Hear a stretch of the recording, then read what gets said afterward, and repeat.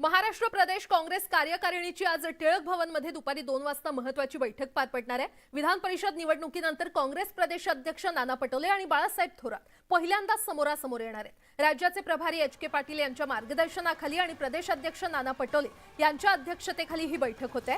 थोरात यांनी सत्यजित तांबे यांचं समर्थन केलंय, त्यात महाविकास आघाडीच्या उमेदवार शुभांगी पाटील यांची थोरातांनी भेटही घेतली नव्हती। त्यात सत्यजित यांना आपण अपक्षच असल्याचं ठामपणे सांगितलंय आणि तांबे यांचं समर्थन करणाऱ्या थोरातांच्या नेमकं मनात काय होतं हा प्रश्न उपस्थित होतोय।